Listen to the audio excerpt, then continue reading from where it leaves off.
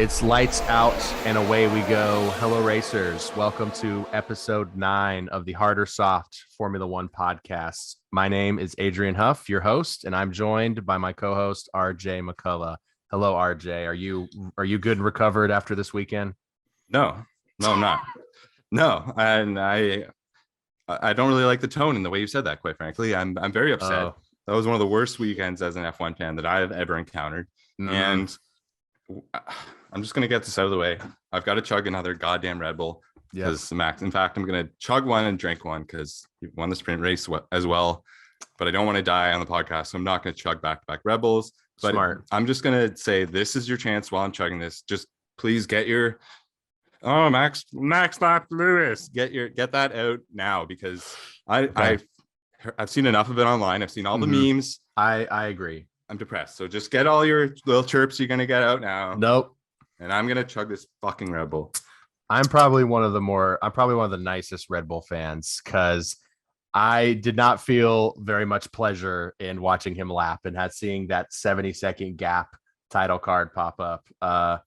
It was rough. It was weird seeing two guys who were literally wheel to wheel, less than a second apart last season, to just such a crazy difference this race. And I'm sure we can talk more about Mercedes later on, but people are really slamming Lewis and it's totally undeserved. And even George knows it. He's like, yeah, I know he got, he's not even in the points and he got 4th place, but it doesn't really matter. It does matter. But comparatively, skill, it's not an indictment on Lewis. It shouldn't be. No, but we're gonna I guess that leads right into there. Let's get into our feelings because it's got to be the absolute polar opposite of the spectrum. Your feelings as a Red Bull fan, because I can't imagine a weekend going better for a Red Bull fan. My feelings as a Mercedes fan. I'm gonna let you go first because Red Bull, right? Yeah. Yes, I'm a Red Bull fan. I'm enjoying Ferrari's.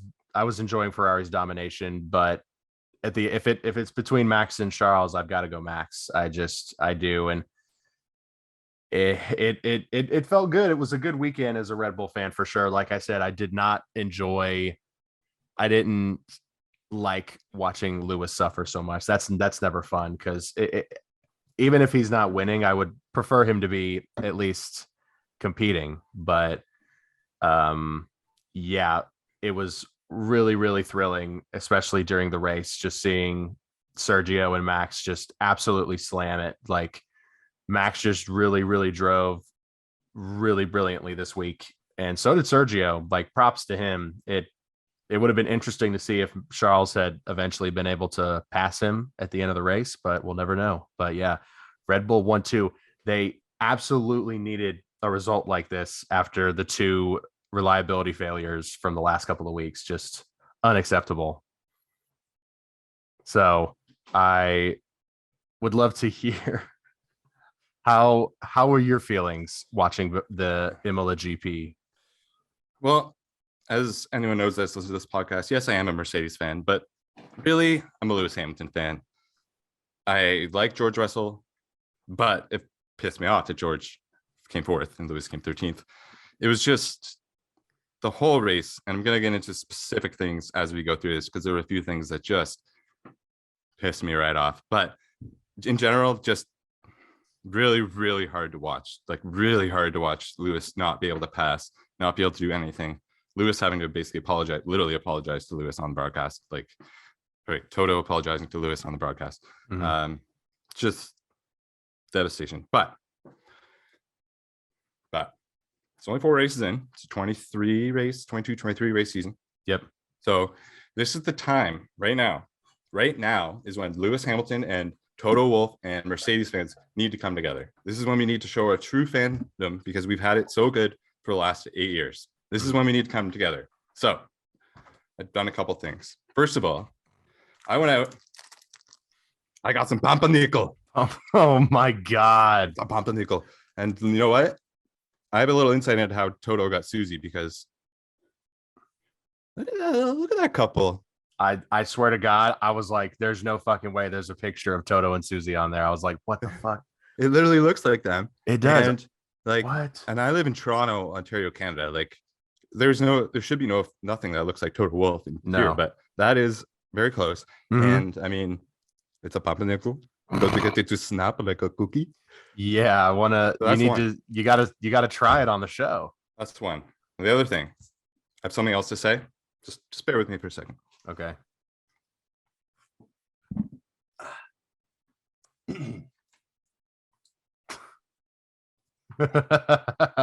In case you didn't know what hat he was wearing.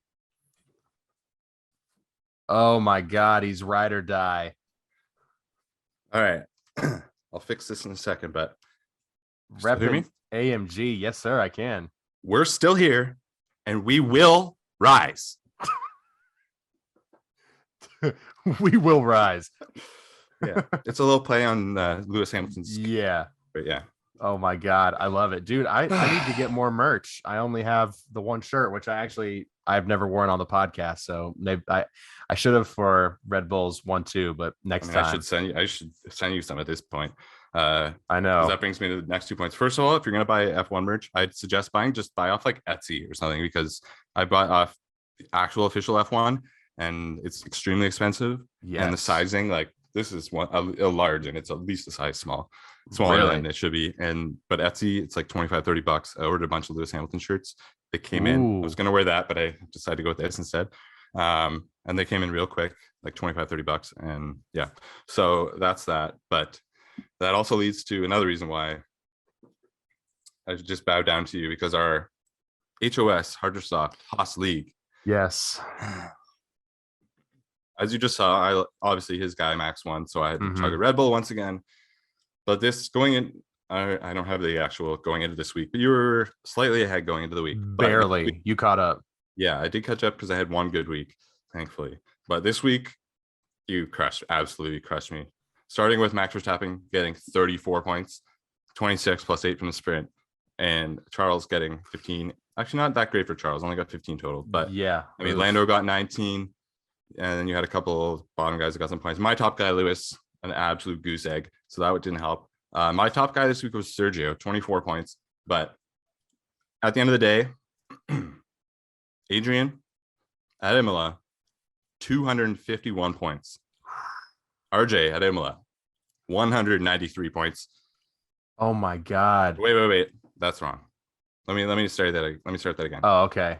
We're gonna have to see. This is a moment we might have to cut up. We can just leave it in because it's kind of funny that I messed up. No, so this week, okay. Adrian's points, because as I was saying that, I was like, that doesn't make sense. Okay, Adrian, Imola, 87 points. RJ, Imola, 51 points. Gotcha. This is where those old numbers come in. New total, Adrian, 251. RJ 193. Okay. Pardon my stupidity. No, Adrian I figured leads by 58 points. That is insane. Yeah, I figured you were saying the totals, like a 50-point deficit, man. Oh my God, it doesn't feel good. I need my pumpernickel.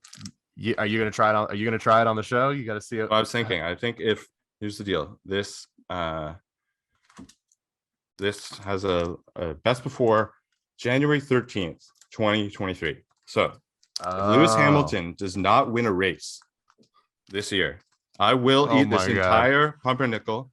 By that time, it'll be nice and hard. I can snap it like a cookie. Yes. I will eat this entire thing during an episode of the Hard Soft podcast. Yes. If Lewis Hamilton does not win one race this season, this pumpernickel will be inside this body.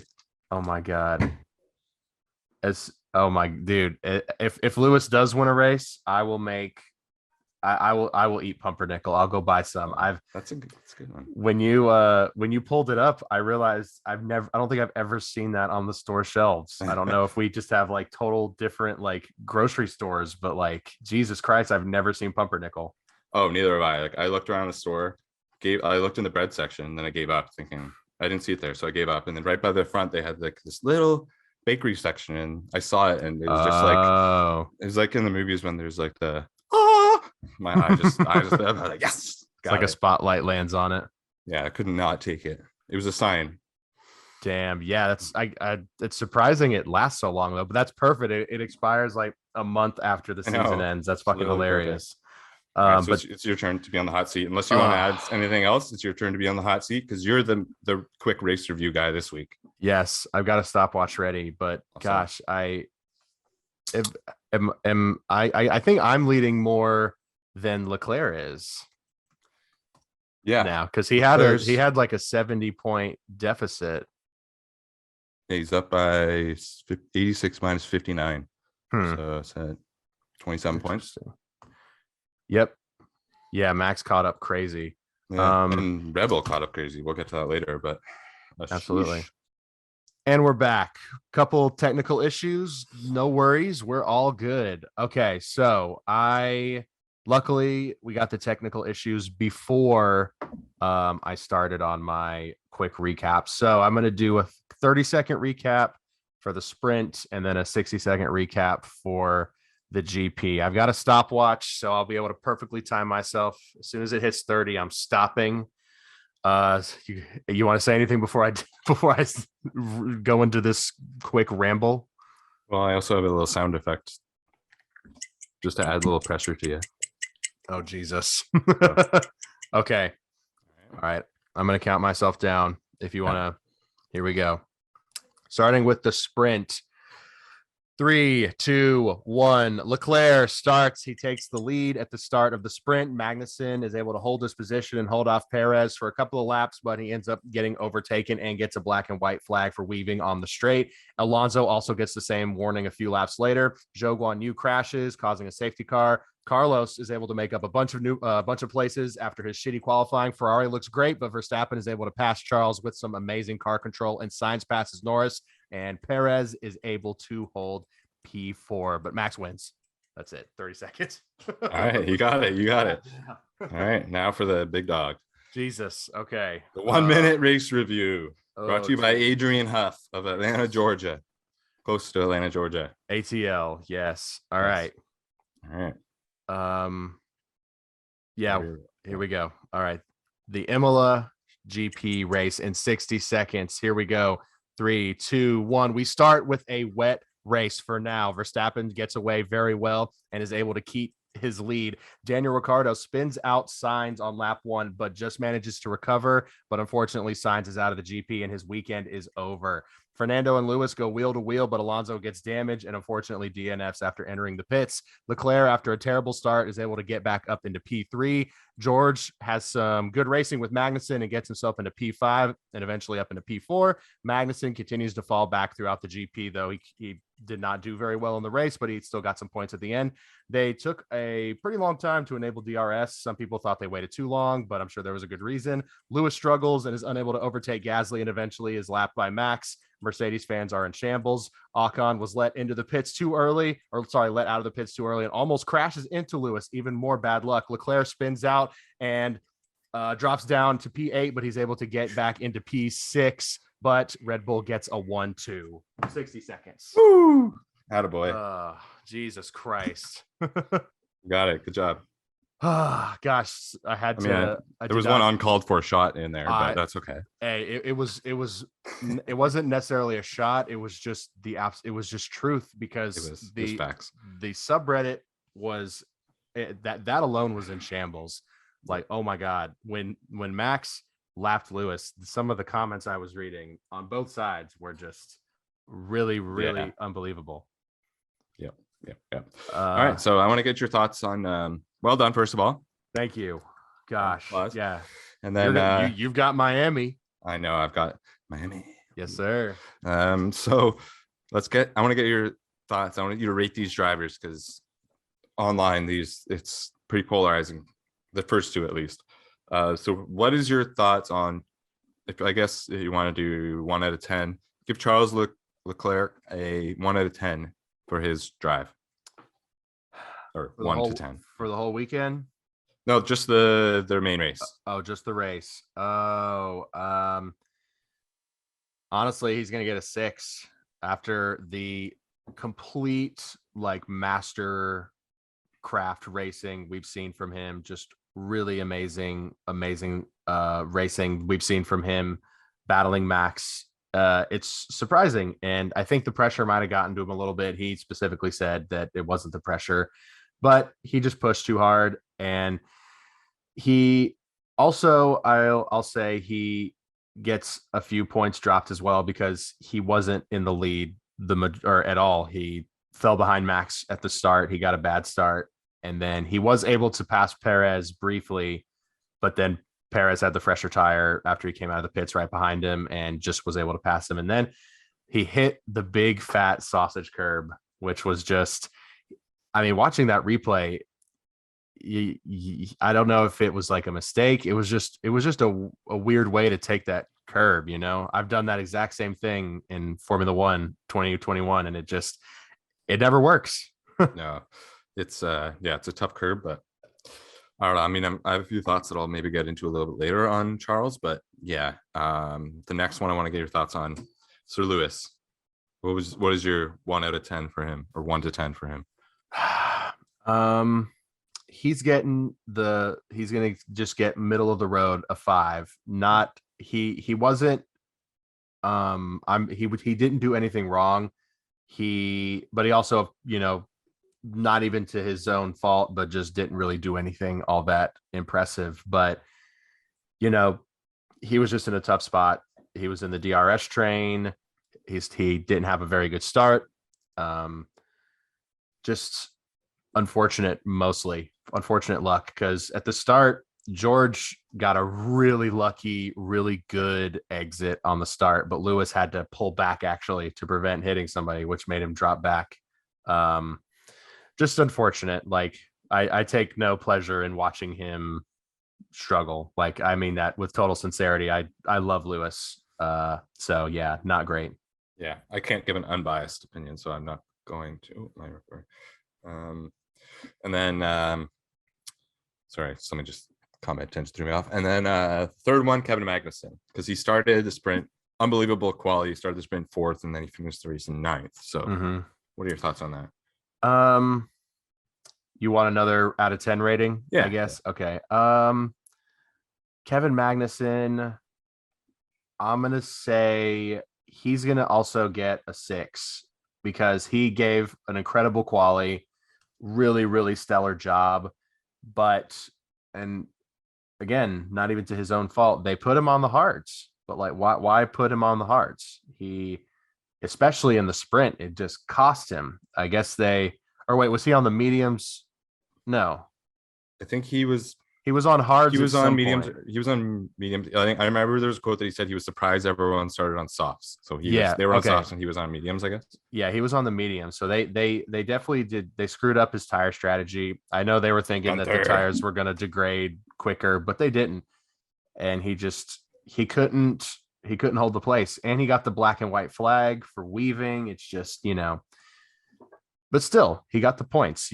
Haas couldn't get a single point last season, so I'm sure they weren't too disappointed, but it was their best quali finish ever. So we also know what Gunther would do for 2 points. He's made that clear. He backtracked on that, but we know what he meant. But we know what he said. Yeah. So yeah, I don't obviously want to spend too much time on the sprint because it's not the actual race. But any other thoughts? I mean, just quickly, my thought would just be that as opposed to last year, the sprints were kind of a bore, other than Brazil, but that was only because the fastest car was starting from the back. So naturally that's going to be, and Lewis is just a god of racing. Yep. So I thought it was a lot more entertaining than, like, in fact, you could make the case that the sprint races this year is more entertaining than at least the first half of the real race. Yeah, I think it was good in my opinion. What do you think? I agree with you. Yeah, total agreement. No disagreeing. Yeah. Totally agreement. All right, yeah. I mean, I like, after last year was sort of like, should they get rid of it? But I think this was a good first one that shows at least I hope that it's here to stay, because it does add a layer, and giving more points does, like, look how much it affected the championship absolutely standings, right? I was even like last season, I was on the fence, leaning more towards like happy to have some variety, but no more than 3 times in a season. I think I'll stand by that. But yeah, it just improved from last season. It was awesome. It was great. Cars being able to race closer together. Obviously, we've talked about that a lot, but that's just unreal for the sprint, because otherwise it's just a procession. And exactly, they were able to use DRS, so that was nice. Yep. And look at Carlos, the amount of the amount of Yeah. places he was able to make up in the sprint that would have Yeah, that been, was cool. yeah, he wouldn't have been able to do that. He would have just gone started from P10 and who knows what would have happened. I mean, he in hindsight may have preferred that because he wouldn't have been behind Daniel or in front of Right. Daniel, but still. Yeah, I mean, yeah, we'll get into that in a minute. So race actual Emiliana Romagna Grand Prix at Imola, the home of Ferrari. Enzo Ferrari, the track's named after him, or the race, whatever. So I'm going to go through a couple teams and we'll discuss them, and then we'll give the rundown of the points and whatnot. So Yes, sir. first off, they deserve to be talked about first. Red Bull, unbelievable weekend for Red Bull, start to finish. Max got the Grand Slam. I think it's the first time, maybe ever, but the first time in a long time at least, that we've had consecutive races where a driver got the Grand Slam. That is And wild. it's even more this week because Max had the sprint race as well. So yeah, Max was a beast. Red Bull, great, just everything from Checo to strategy to everything. I think Max's quote that came out last week, 45, it's going to take him 45 races to catch Charles. Bullshit. Yeah, I think we can now dispel that as just a classic quote of a F1 driver or team underplaying themselves. No, yeah. So yeah, Mr. Red Bull, I guess you already gave your thoughts, but any other thoughts on the race for Red Bull? Really, really happy. You know, I am. We've said it so many times. I am a Red Bull fan. I don't like Helmut Marko. I'm not doubting his racing ability or his knowledge or his career, anything like that. I'm just purely speaking from the PR standpoint. He's very harsh. I do have a little bit of a soft spot for Christian, but I also totally acknowledge his faults. But this was just a really, really great weekend. And where is Sergio's contract extension? Where is it? Don't tell me he's getting removed from that seat at the end of the year, because I'll tell you, there's not a single driver that deserves it more. I mean, if Sergio was to retire, then yeah, give it to Piastri or something. But right. No, keep Perez, lock him down for another 2 years because he has just filled that role so wonderfully. Like amazing, amazing job. Pierre could never. Albon's driven brilliantly with the Williams, but Sergio's who you need. Sergio is one of the only drivers on the grid that loves being a second driver, and that's not any sort of slight to Sergio because he was almost out of F1. Exactly. He got his contract after the last race a few years ago, and he is exactly what you want in a second driver. You don't need to go back to Abu Dhabi, but that says it all. And then this year, like, you can't ask for more from a second driver and a guy that just accepts that he's a second driver and loves it. And like, what a good life. I mean, I'm happy for Chico, like just good for him. And yeah, I don't really have much comment on the Red Bull side of things, but I think we should just move right on to the next team, which is Ferrari. Yeah. Wow. My first immediate thoughts on Ferrari is, you know, that quote you said for Max is that they would need like double the length of a season to catch up. We said we were like, it's going to take some time, but like they will. But like, it seems like, gosh, it needed to come together exactly like this for Red Bull to even like just maximum points. And poor Ferrari, like I feel for them, and they always seem to fuck up their home GP, at least one of them. So it's unfortunately not surprising. We did, of course, see some just really, really good racing from that amazing car. Like the car is solid, you know, just Carlos making mistakes and Charles making mistakes because the pit stop strategies, the teams, the engineers, they've been doing a stellar job. So it's unfortunate. And Charles and Carlos are top tier drivers, but it was costly mistakes this weekend. So like it is, the gap is like dwindling quickly. Yeah, all those people are, those season's over already. No, you could not shut your mouth. Yeah, I think Sainz is bad luck. I mean, he just signed the contract to contract extension, and it was maybe supposed to be like a reset on his season. Yep. You know, we said like this is could potentially be a career defining week for him one way or the other. I don't know if in hindsight that was a bit of an exaggeration, but just such bad luck. He had a bad weekend going into it.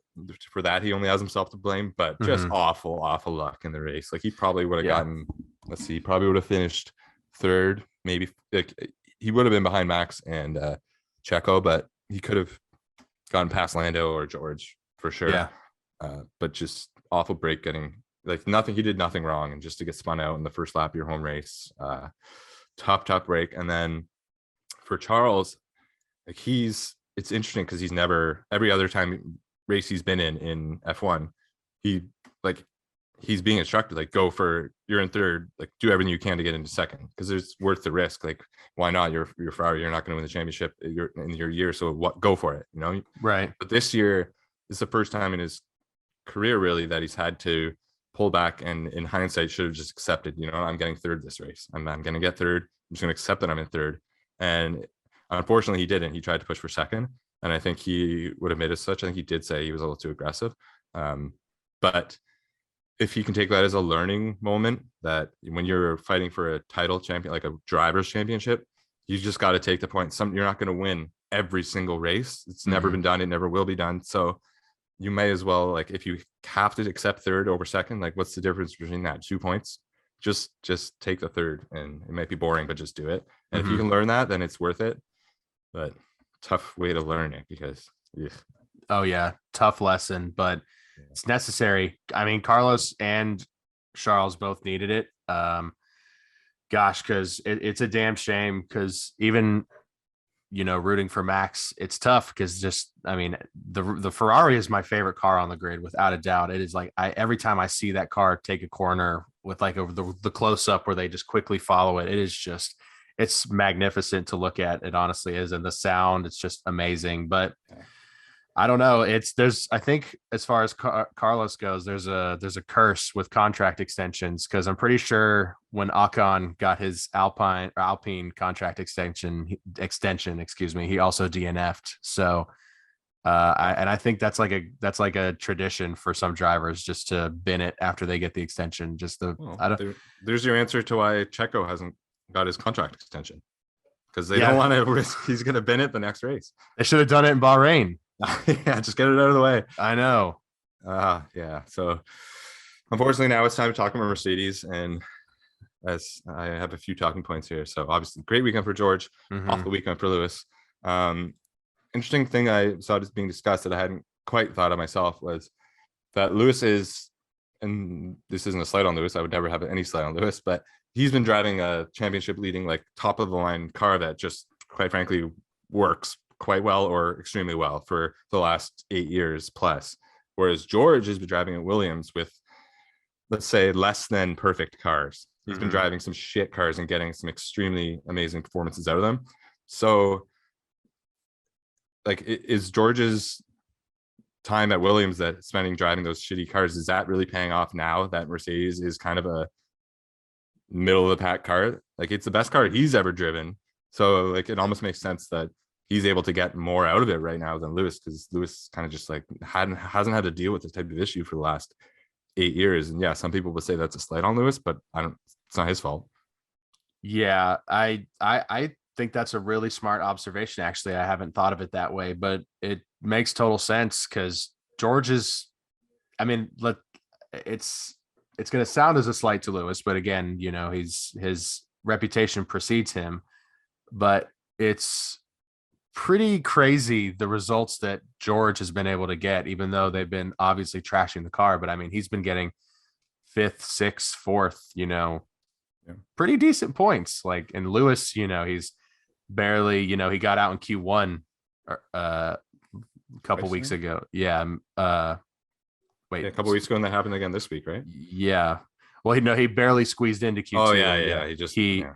But it's just disappointing, and it makes total sense that George has had more experience in a car that has more issues and has a lot of development that is needed throughout the year. So I know Mercedes has been saying they're gonna bring some sort of upgrades, but will that be for Miami? It's anytime now.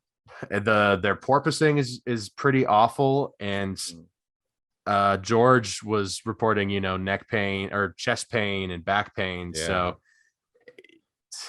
it's going to be interesting. Like, would they sacrifice the performance to get rid of porpoising? So I don't know. Yeah, it's not great. And even Toto had a quote that Let me just pull this exact quote up here.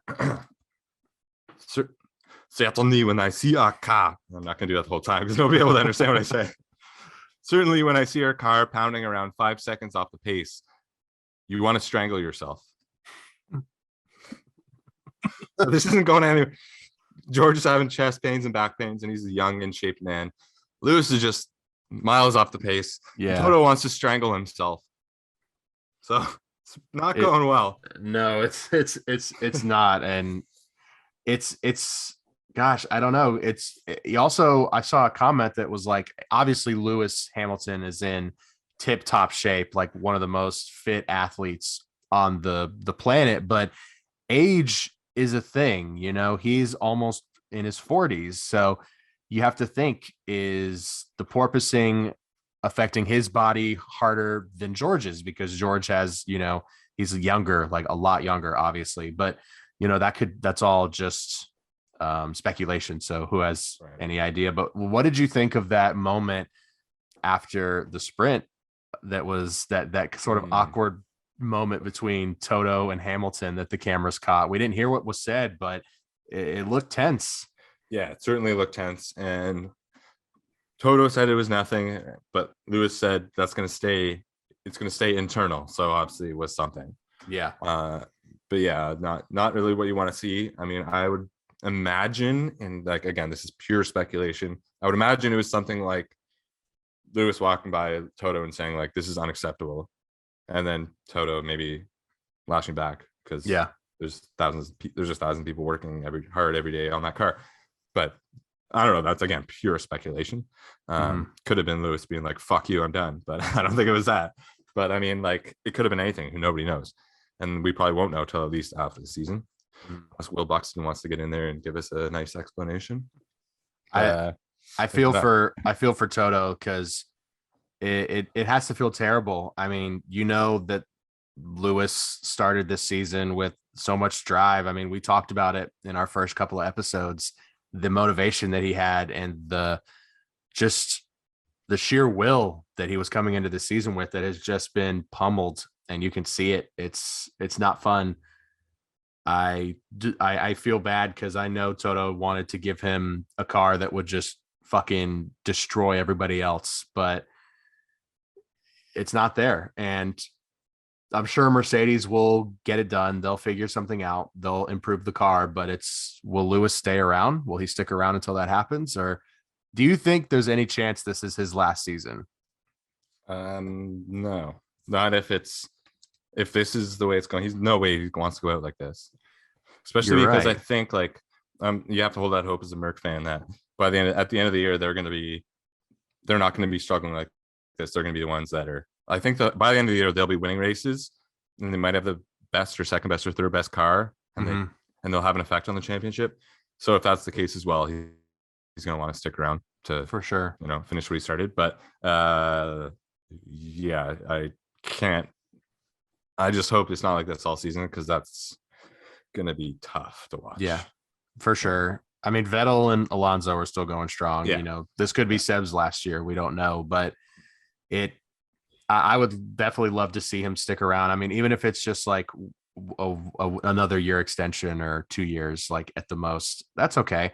Give him more time because he's not even 40 yet. He could easily still win another championship. And I know he wants it, he wants to pass Schumacher. Because you can't even fathom how long that record could hold. I mean, it's possible Verstappen could get that number in his career, but I mean, even then, that's still like unfathomable. Like that's probably not going to happen. Like he could hold that record forever. So, right. Well, when you look at like the other drivers on the grid right now, Charles, I mean, Lando put himself in that conversation now. He's been there, but he's up there. George, obviously, he's going to have a long run ahead of him. Oscar Piastri's coming up. Like, there's just so much amazing competition. Not that there always hasn't been, but yeah, it is tough to see someone winning that many titles. But who knows? Max is obviously the front runner to do it. But I was going to bring this up later, but I think now is a good time to do it. Even Christian Horner had a slip of the tongue about Lewis Hamilton that was complimentary. I saw this. Yeah. So I'm just going to read this quote. Damn, I was hoping you didn't see it, but I'm just going to read this quote. Yeah. Christian Horner. obviously Lewis Hamilton, had a horrible weekend, but he's still an 8-time world champion. He told media. When the journalists, so yeah, I mean, for those didn't pick up on it, he's a 7-time world champion, but based on what happened at Abu Dhabi, he should have been an 8-time world champion. So when the journalists reminded Horner that Lewis hadn't actually won the 8th title last year, he quickly covered himself and said 7. I forgot Nico Rosberg won one. So covered up by that, but like, yeah, that's it. Good for Christian for coming up with something, but yeah, that's quick. He could have easily just been. I guess that would have been wrong too. I was gonna say he could have just said that.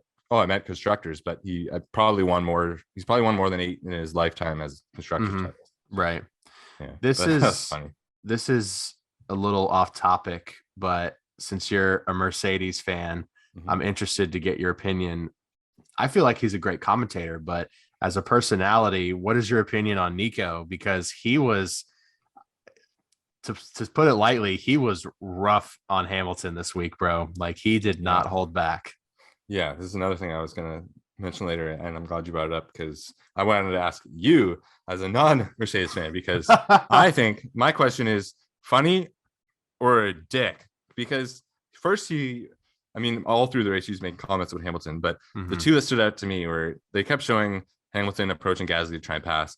And then Nico Rosberg, oh, here comes Hamilton for the 20th time trying to pass Gasly, which that was like annoying, but it wasn't as bad. And then this other one, I pulled up the quote so I don't mess it up. I'm just waiting for the webpage to load here.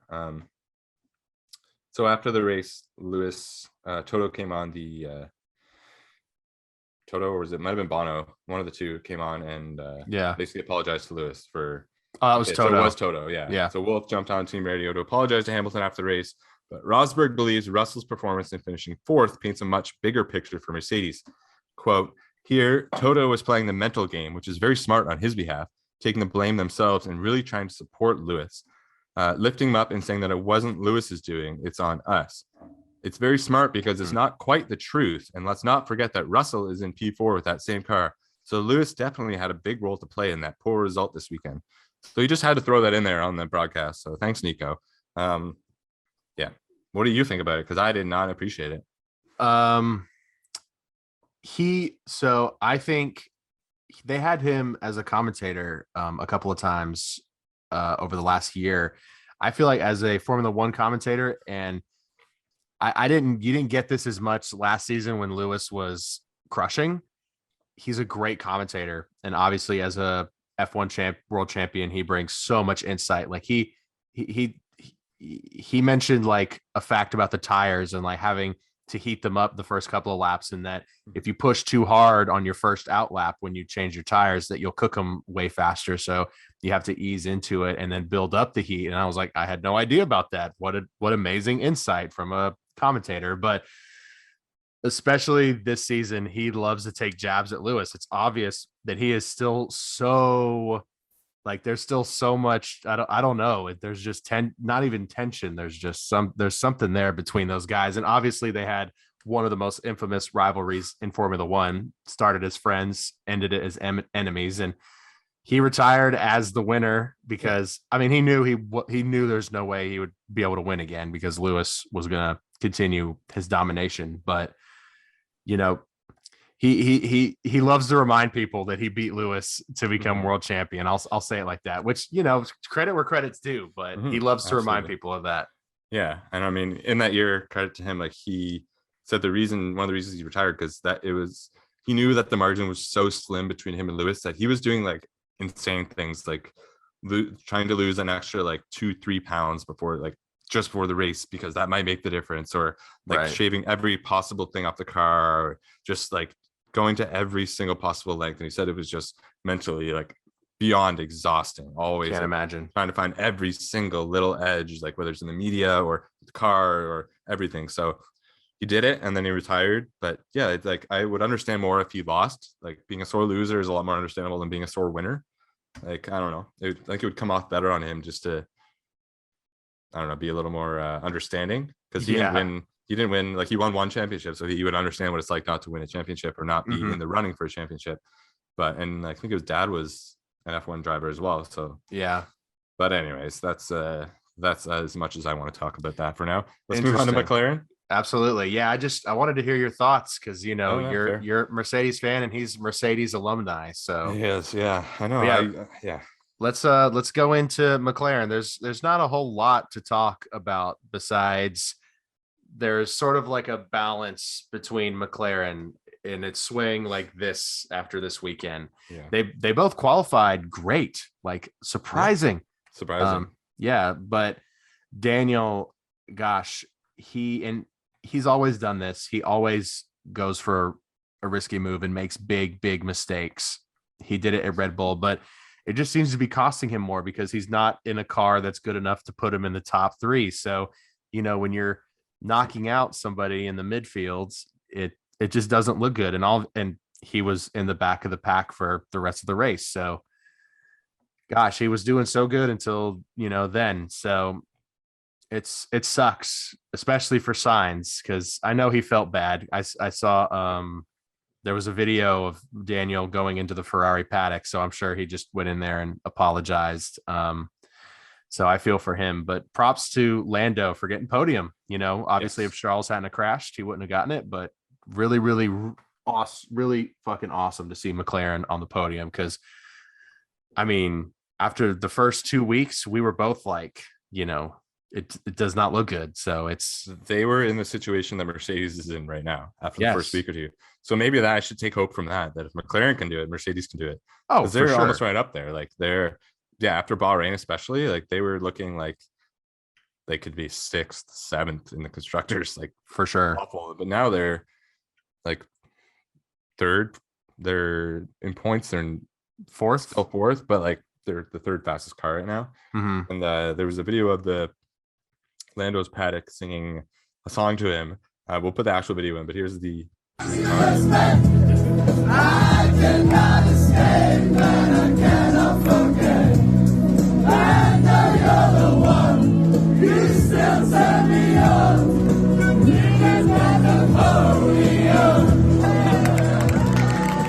That stuck in my head all weekend. Yeah. Since the end of the race. Mhm. It's got a podium. Good stuff. Yeah, that's by the way, you mentioned this was like 2 episodes ago. You asked about that. We were talking about that Q&A he did on Reddit. Yeah. They posted that video on his esports team website, Quadrant. Okay. It's a great video. Lando did a Reddit Q&A a couple of weeks ago and he posted his response online. So definitely give that a listen. It's great. When Lando first came onto the scene, and of course, I was not watching Formula One when he first started, came into it pretty fresh, right at the season after he started. But gosh, I forgot where I was leading, but I did not think I didn't care for him very much as far as like personality goes. I just had, of course, you just judge a book by its cover, but I just sort of thought he was like sort of a brat a little bit. But watching a lot of the behind the scenes videos, he just seems like such a cool dude, and he's a really great driver. So I highly enjoy Lando Norris. I loved his drive this weekend. So yeah, props to him and McLaren. Yeah, I think once Sir Lewis eventually does retire, I'm hoping that he'll move to Mercedes because I think he's going to be my next favorite, but we shall see. There's a couple guys on the rest of the grid, not just the top four, that I want to just give shout outs to because great drives between these guys. So I'm going to list them and where they finished, and then I want to get your opinion on which of these 5 guys had the best drive. Okay. Okay. So we've got Valtteri Bottas, your boy. Yes. Finishes fifth. Great drive from him. Yuki Tsunoda, the poop man himself, finishes 7th. Sebastian Vettel in the worst car, arguably on the grid, second worst car, 8th. And his partner, I don't know, guys, Lance Stroll, finished 10th. And then Alex Albon in the worst car on the grid finished 11th. Yep. Just outside of the points. Yeah. Which of those 5 guys do you think had the best drive?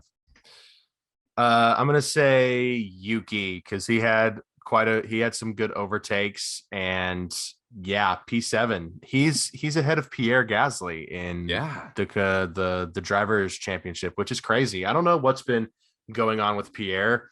Uh but he's just not I don't know if it's the new car, but he is just not doing nearly as good as he was last season because he was qualifying like on average like P6 every week. So it's a little Yeah. disappointing to see from him, but props to Yuki. So yeah, out of all those guys, I would have to say him because he did great this weekend.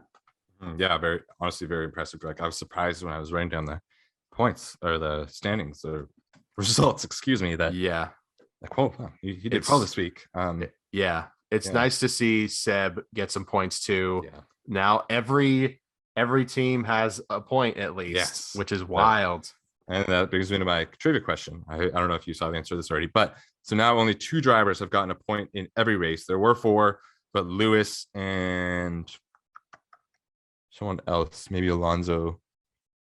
I don't know. Anyways, Lewis and someone else didn't get a point this week. So who are the two drivers on the grid that have gotten a point in every race this season? George, Yes. Charles. Yes. Oh, okay, Bam. Got it. excellent. Yeah, well, I'm interested to see how long that'll last. Yeah, George, they. Yeah, no, sorry. Go ahead. no, I'd say George is very surprising actually that he's done that. That's very impressive. And then we almost lost Charles, almost lost that this week. So it was almost George Russell, the only guy with Yep. points in every race. Mm-hmm. Yeah. he's been driving at really insane. Mm-hmm. Like,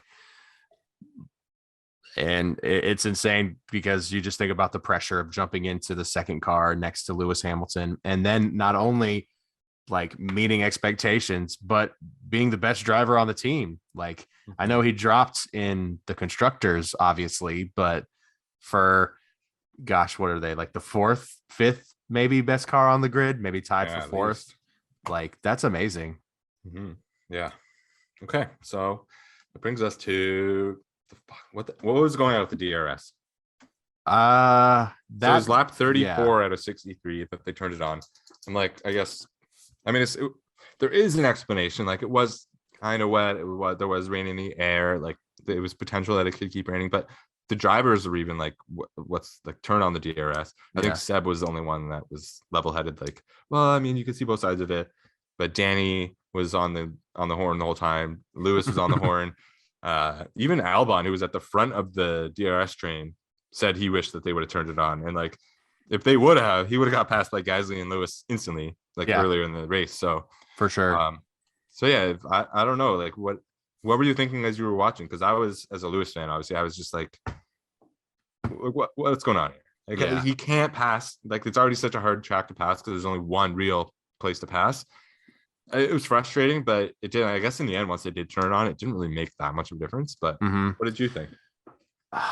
I think they, I'm sure it was for safety. We don't see every single angle of the track. There could have been like, I feel like even if there's still like one wet spot, like it's better to not take the risk, which makes for less interesting racing. But they got it back on with, gosh, what, like 30 laps left, something like Yeah, that, 32 laps. 20. So I understand, but I also can understand the driver's perspective. But it's all about safety. Um, Interestingly, though, it may have actually fucked over Lewis getting stuck in the DRS train, but George had a pretty interesting overtake. I forget which corner it was, but it was not in the straight. It was at one of the corners and it was without DRS too. So he had a really, really nice overtake. I believe it was on Kevin Magnussen. Yeah. That makes sense. Yeah. It was just really, really great. And gosh, he overtook who finished behind was it Bottas? No, but Bottas, yeah, because there So was the point. Well, actually, I don't know if he passed Bottas ever because yeah, Bottas, I remember, was coming up no. on him, and they were like, "Are we gonna have a repeat of last year?" Yeah, no, Bottas was behind him because I Sonoda, forgot maybe. because it was Charles that fell back, which brought George up to P4. But yeah, the turn I'm thinking of was Magnussen. Okay. He had a really nice overtake on him. George is doing really nice racing too. I've seen a lot of complaints that people are just already tired of his like PR like Yeah. face, but I think he's been doing great. It's been fun to watch him. And I mean, if imagine if he was struggling as much as Lewis is, Mercedes would be down with Haas like level almost, Yeah. or Alfa Oh yeah. Romeo. So Yeah. I was gonna say if you switched them to, it would be understandable that George was kind of struggling on a new for team, but sure. he's out. Like I have to admit, he's outperforming Lewis right now. Like look at the standings and everything. Uh, Like there's a lot of luck that factors into that, 100%.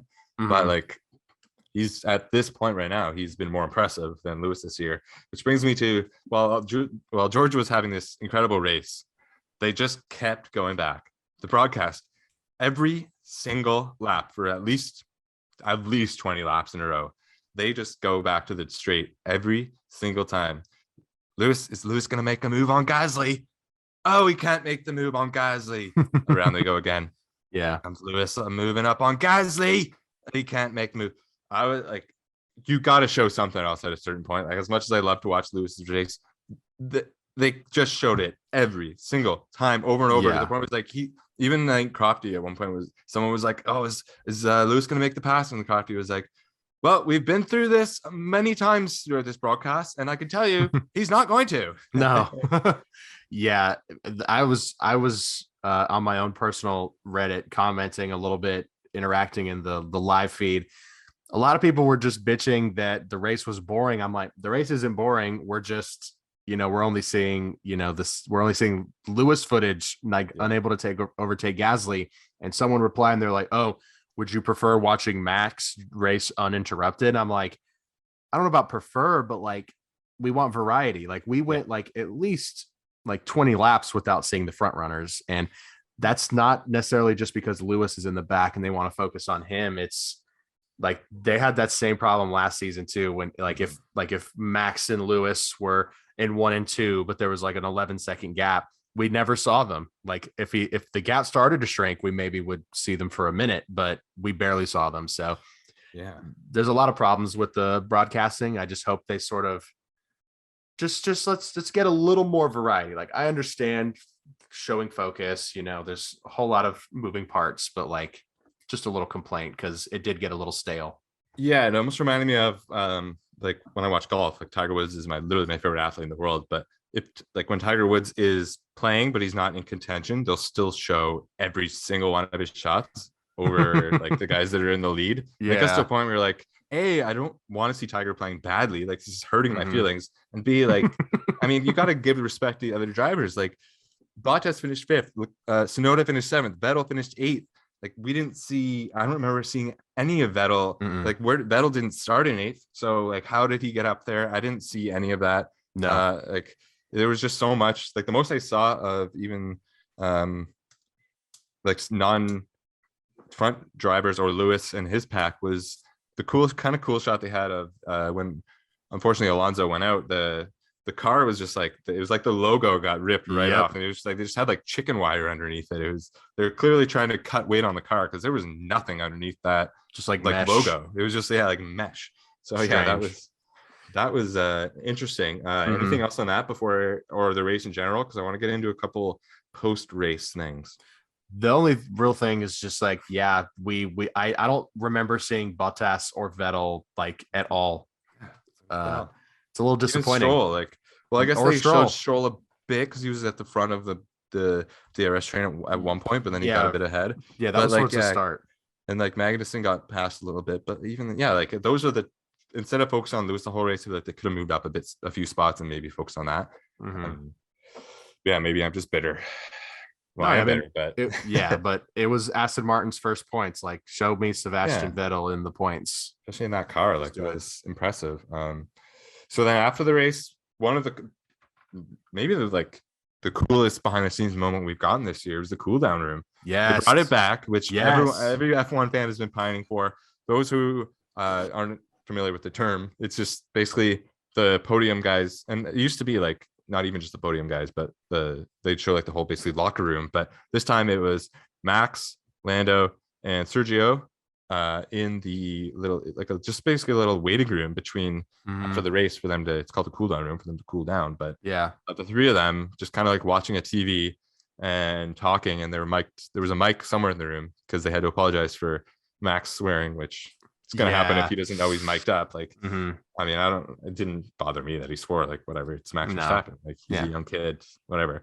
But that was so cool. Just listening to their conversations, getting to kind of see like a little bit of who they are. And then the memes that came out of it, because there was that TV screen right there. Hmm. And like some of the memes, like, unfortunately, there was the one that, like, because I think, I don't know, remember who tweeted out, but it was like, they just put like a green screen. And I was like, what were they watching? And then the one that I saw that got the most traction was like the visual, like Max Verstappen plus 77 seconds over The Lewis. gap. Yeah, like, but there was a few really, really funny ones. There's even I saw one that was just Will Buxton's face, and then the caption underneath, like, if you finished first, you win the race. Just like this stupid stuff, like people Just them like, watching Drive to Survive. yeah, or like Charles spinning out, like Mm. just the memes that came out of it were great. But the cool down room, like, just such a cool thing to hear, like, Yeah. literally feel like you're a fly on the wall. That's Hmm. like from the angle they use and the audio, like, it just, you feel like you're a fly on the wall. What did you For think of it? sure. Yeah, I've some of the best like classic Formula One clips from history have been Yeah. from the cool down room, and people have been wanting that to come back for years. I hope they keep it because it was awesome. I mean, any extra insight is going to be really cool. And I mean, what's better than hearing like like hearing what just happened from the perspective of the guys that were in the cars. I mean, they're literally Mhm. like commentating, watching their own footage. So it's awesome. It's so cool. So hope it stays. Like I'm sure it won't be every weekend, but like Right. let's keep bringing it back. It's awesome.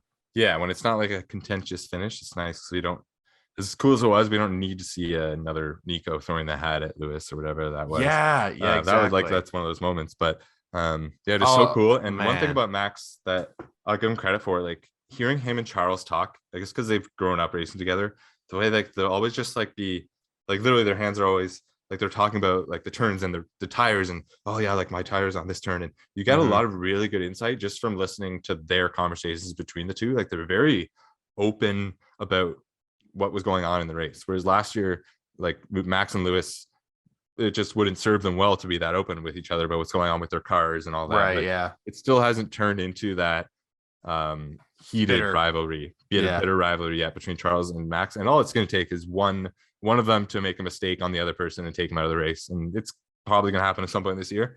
But at this moment, it's kind of a cool spot to be in, where like the two guys at the front they don't hate each other, and they're pretty open with discussing like Yeah. detail, like intimate details of their drive. So that's pretty cool.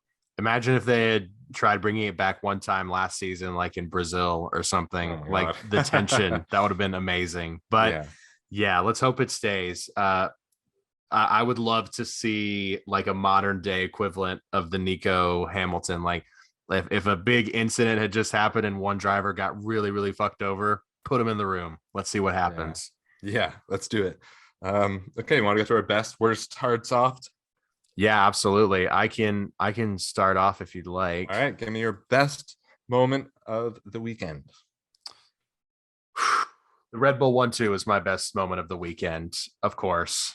I've gone into that. I won't continue to go into that. Just really, really cool. The worst moment, I will ease up on Mercedes a little bit. They're not going to get my worst moment. My worst moment is going to be Daniel Ricciardo spinning out Carlos Sainz. It was almost Zhou Guan Yu's crash because he had a really great he qualified fourth in Q1, so that was like really impressive. But then his crash, that was really disappointing. But the worst moment was Daniel ruining Sainz weekend because we have no idea what could have happened. I mean, if Charles had Carlos's backup, maybe he hadn't have spun out. Maybe it would have been Max, Charles, Sergio, Carlos. We'll never know. So that was just big disappointment. But what about you? All right. Best moment of the weekend for me. Honestly, the checkered flag.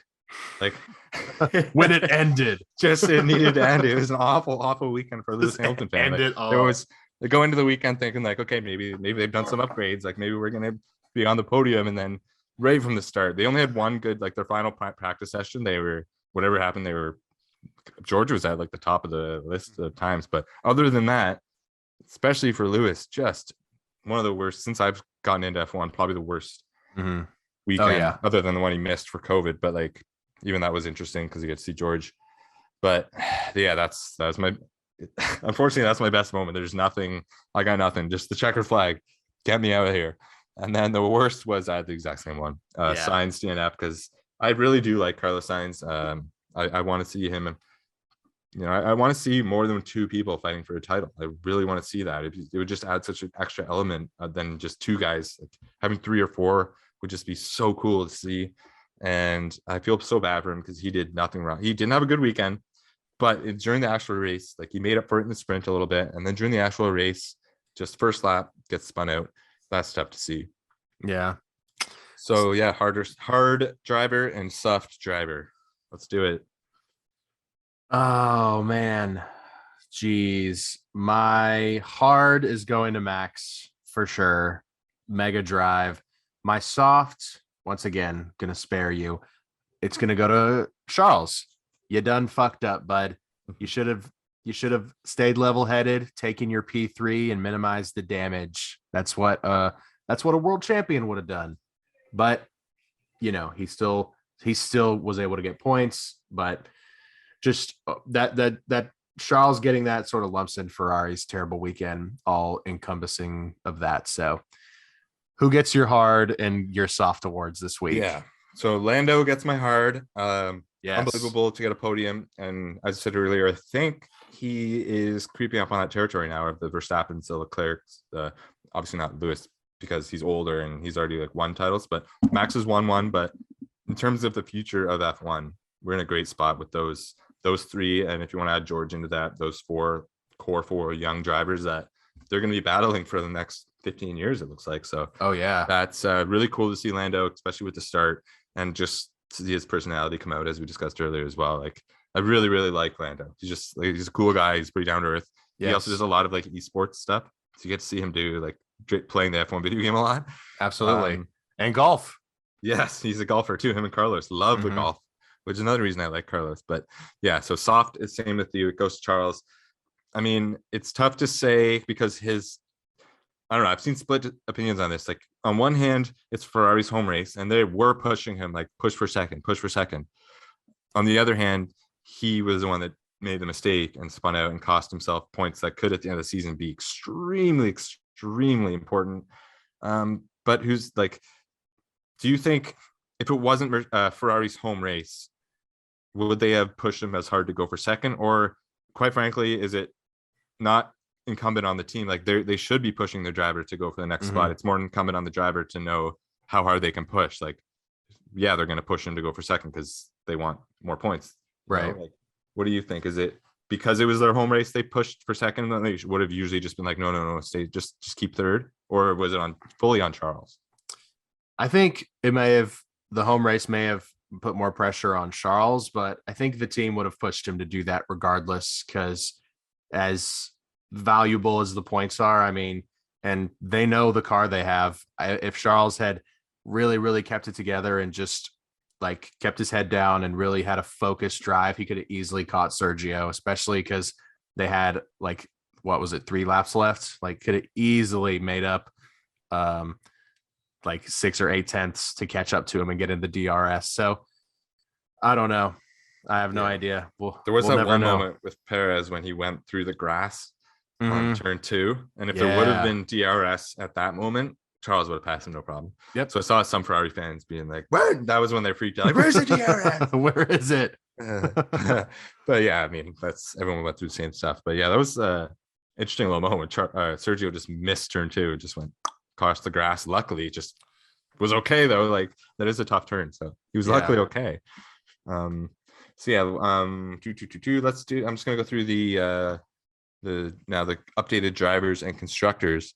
If you want to pull it up as well, you can go through one of them. Which do you want to do? You want to do drivers or constructors? Actually, I'll do drivers. So you can pull up constructors. Yeah, I got that right here. Okay, so drivers.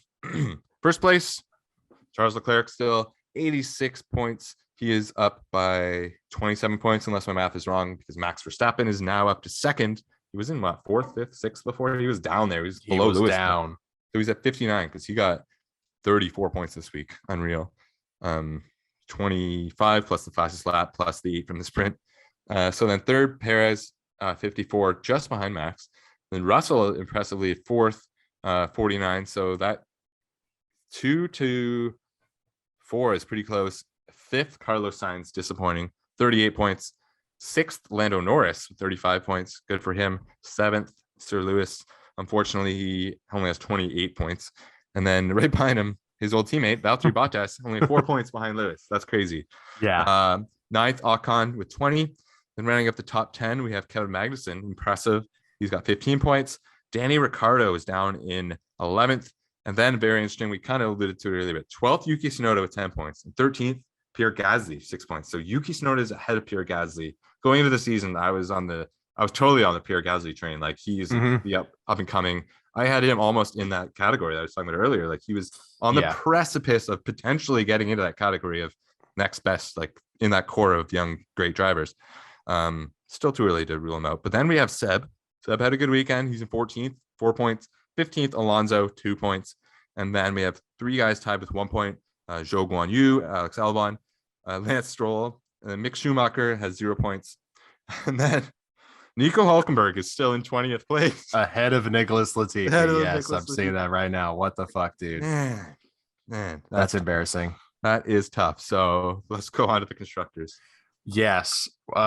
Real quick, a couple of noteworthy like point differences. It's going to be interesting if I definitely think Carlos is going to pass Russell. It's inevitable. It's just a matter of if George is going to be able to hold 5th. It's going to be an interesting dynamic between 5th, 6th, and 7th between Russell, Norris, Hamilton, and with there only being 4 points difference between Bottas and Hamilton. Yeah. If he gets ahead of, there is if he 3rd and 4th between Perez and Sainz, like Sainz can pull it together. Oh my gosh. Perez is only 5 points behind Max right now, though, which is insane because Max has 2 wins. Mm-hmm. But I mean, we just need a little bit more tightening, and it could be such an unbelievable drivers race. Like, it looks like constructors is going to be a 1-2 race, which is fine. Like, as long as it's close, I'm happy with that. But the drivers could be so fascinating if like Ferrari's gap kind of goes down a bit. I don't really want it to because I don't want Max to win again. But right. Yeah. Yeah. Anyway, so do you want to go do the constructors? Sure. Yeah. It is crazy though that Gasly is so far back, and it's what the last thing I'll say for the drivers is that it's unbelievable that Fernando Alonso only has 2 points considering how good he's been driving. He's had 2 DNFs, and it's just he should be in or near the top 10. It's just really, really bad luck, but that's just Fernando Alonso. Okay. Constructors, I'm going to run through this. In first place, Ferrari with 124 points. Second place is Red Bull with 113. There's only 11-point difference, which is mad. It's definitely going to be a 1-2 race. Third, Mercedes, 77. Behind them, McLaren with 46. Will McLaren be able to bridge that gap? Are we going to get a P3 battle between Mercedes and McLaren? That's going to be interesting. That'd be cool. Surprisingly, Alfa Romeo is in P5 with 25 points, thanks to Bottas, who has just driven amazing. It's been great. Right behind them, 3 points behind them with 22 points is Alpine in P6. 20 of those points are from Ocon, so props to him. 7th is AlphaTauri with 16. And then 1 point behind AlphaTauri is Haas. So it's very likely that Haas is going to be in 7th place.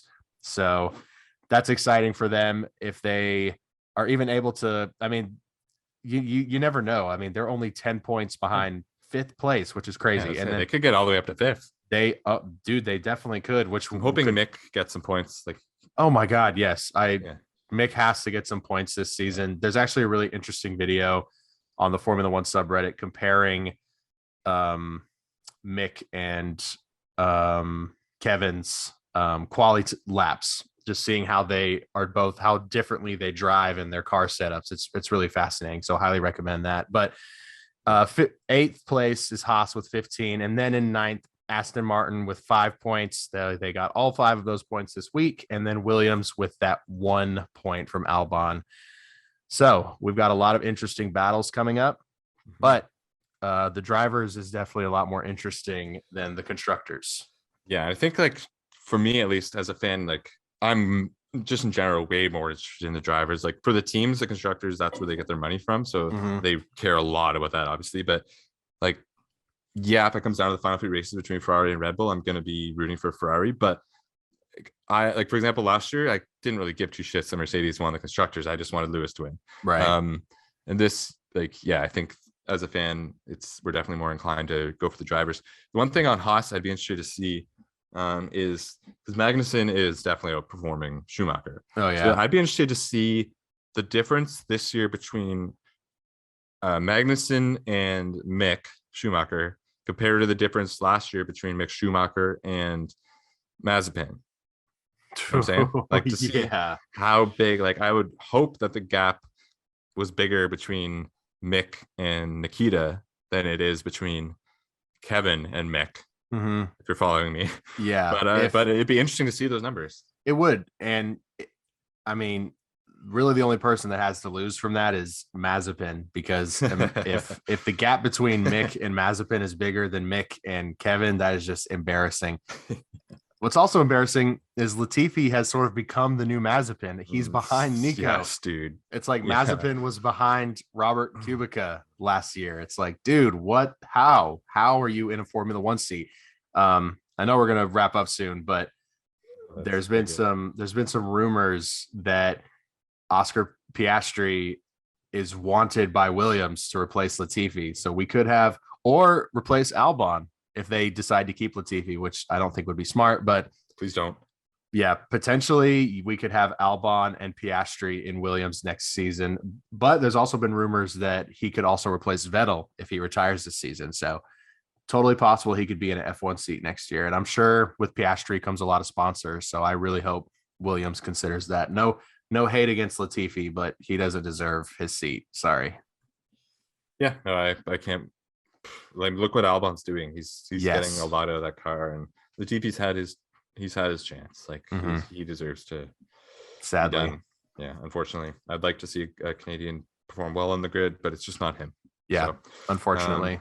yeah. So before we wrap up, the next race is back in the US of A. Miami makes its debut on the F1 calendar. Let's I have to go. put like the dun, dun, dun, dun, dun, dun, underneath this clip. But yeah, May 8th, we got That made me 3:30 sneeze. p.m.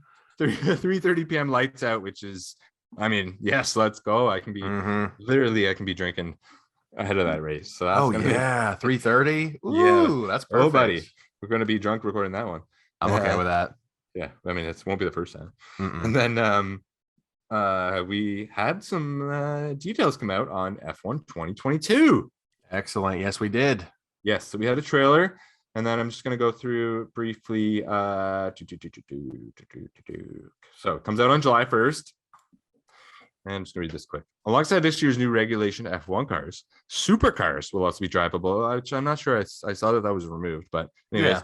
it's part of a feature called F1 Life, in which players will also be able to get clothes and accessories and supercars.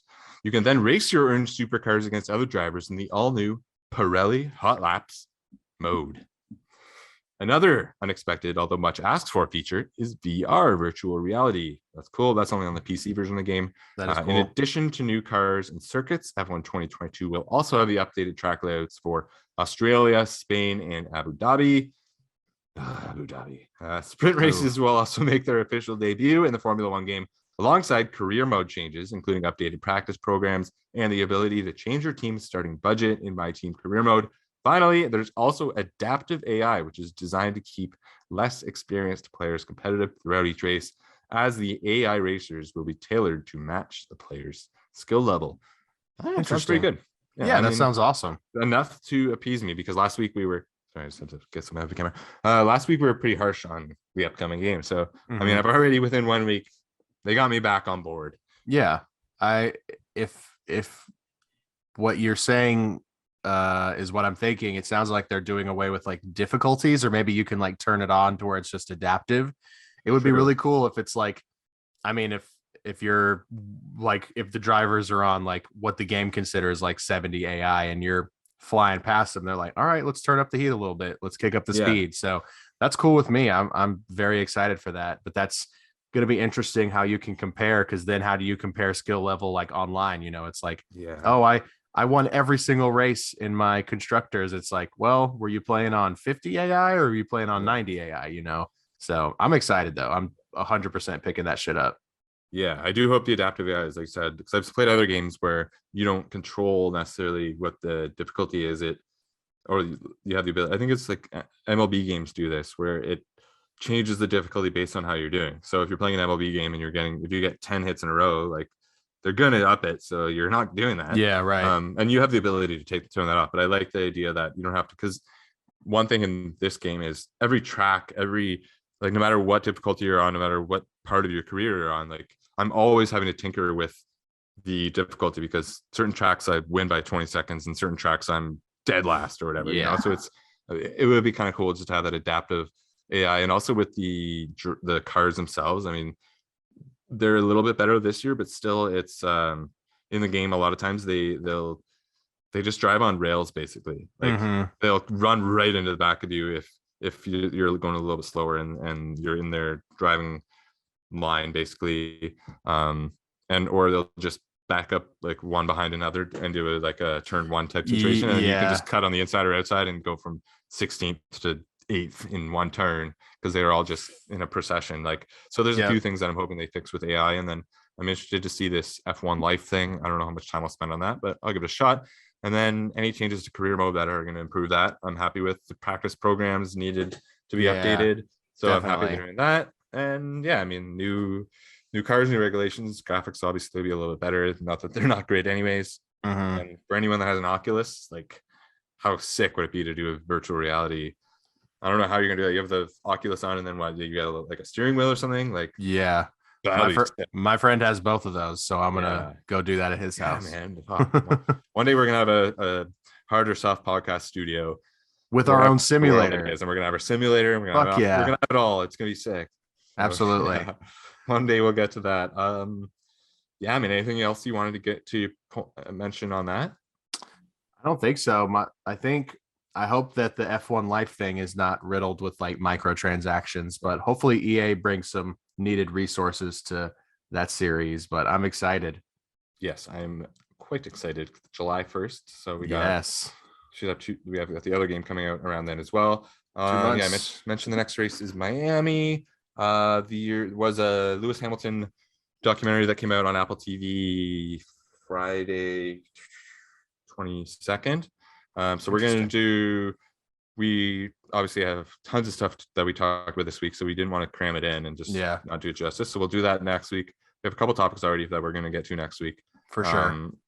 But yeah, I mean, anything else you want to add before you just plug our socials and get on out of here? I have not seen the documentary yet, but I haven't either. Highly looking forward to it. But yeah, follow us on Twitter, Instagram, and TikTok at Harder Soft F1, and you can listen or watch the podcast Harder Soft F1 podcast on YouTube, Spotify, and Apple Podcasts. Thank you all so much for listening. Make sure to rate us 5 stars, share, check out our socials, do whatever you can to help out the show. We appreciate it so much. Thank you all for listening. One last point from me. Yes, absolutely. I just want to reiterate, I said something earlier in the podcast. We're still here and we will rise.